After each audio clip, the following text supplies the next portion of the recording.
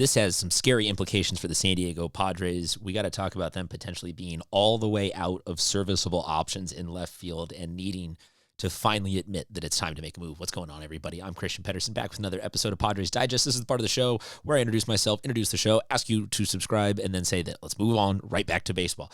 Talking about this, Jason Heyward, who, love him or hate him, is the guy that the Padres have gone with, so it's the guy that we've got to talk about.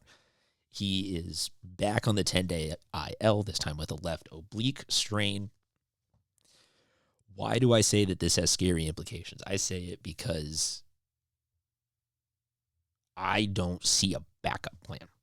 I don't see Luis Campusano. I love Luis Campusano, but I don't see Campusano coming into DH so that we can send Sheets out to, like, that's that is a solution, but only in the most matter-of-facty technical of terms. It technically fills the roster with another baseball player at all the adequate positions. I think that Sheets in left is interesting. He is not any sort of a plus fielder. He has not really played left. He's a first base DH guy.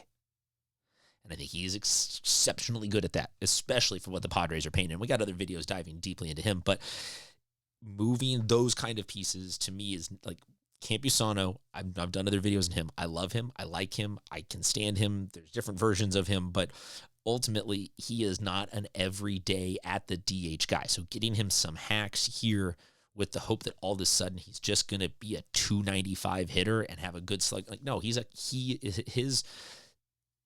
this is acceptable because he is a catcher. So to me, this move right here moves us on to this discussion right here that the Padres are now actively being leaked to the hunt for a left fielder. And I have done other videos, one on who I think we could get back from the Marlins, one on who I think we could get back from the Orioles.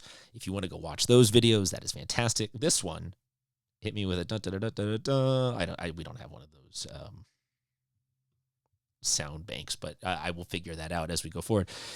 Austin Hays. This one is dedicated to the Reds and taking Austin Hays off of their books and helping him have a chance to really shine here in San Diego, or whatever you want to say. Look, there's the numbers. Obviously, that is an improvement over Heyward. Some deals out there are bargain basement pickup deals. Some deals out there are a little bit more expensive-y deals. This one is a little bit more expensive, but it falls ultimately under the category of a guy who is in free agency next year, or some degree of free agency. We can take you here to the full of his contract. He is owed large sum of money for the rest of this year, and then has a mutual option for next year.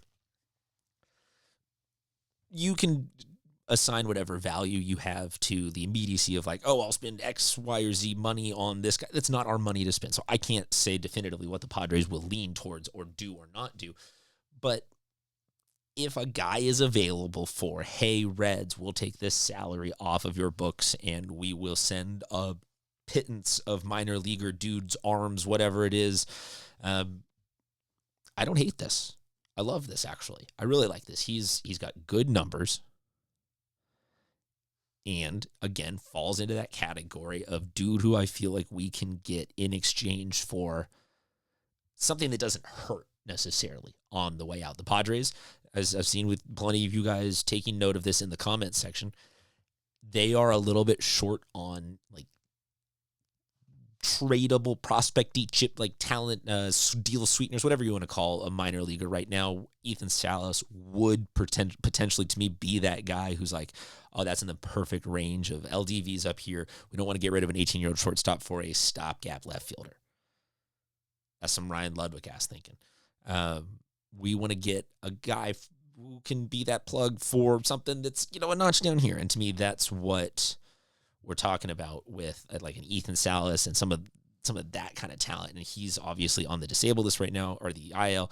We've got a video on that. You can always go check out the updates there. But the Padres are absent that signature piece of like, oh, that's our guaranteed cash. So I don't have a for sure wiggle. Like here's the deal that I want. Here's the deal that they want. Here's the deal the Padres want. Like I'm sure that somewhere in there, like, wow, this is a no brainer that we make this happen. But to me, Reds are 6.5 out.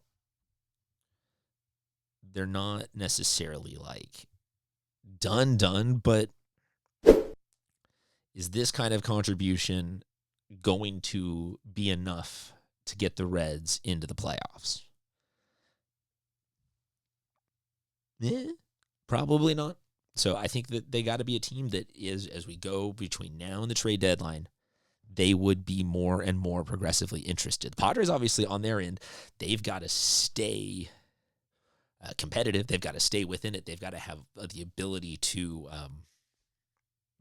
have spending like that be worth it because you're not 9 or 10 out. But right now, I still think that even though we're looking at like, oh no, they're in third in the West, like they're really going to be still, even if they're back third in the West for a large chunk of the season, they're going to be in the discussion for the wild card, no matter what, just based off of the track. Like, unless this team, like, if this team is a 70-win team and just the wheels fall off, like, then we are all wasting our time here. But given that this team will most likely, even with its ups and downs, overall be a good team, they're in the conversation. We're just talking about pieces where, like, we need to get them to elite, and we need to erase some of this, like, we've got Campy there thinking, and get some upgrades for some players, because as you saw at the top of the show, Jason Heyward is the guy that we're already running out there, and now he can't run right now.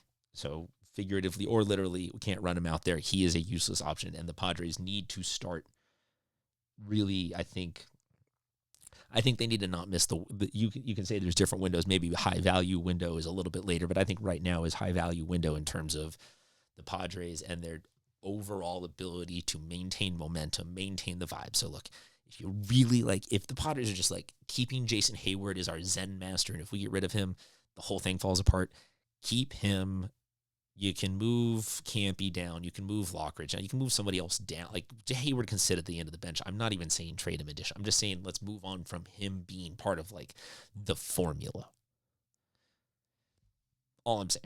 Let me know, though, what you think in the comment section. If you think this deal is good, if you got other ideas. Like I said, I've done ones on the Orioles, done ones on the Marlins. This one's on the Reds. I think there are a couple other teams that we can absolutely get to the discussion about. Are there some targeted trade pieces that the Padres can go under? And as I said, if you can hit the subscribe button, it would be much appreciated. Thank you very much, everybody, for keeping the faith.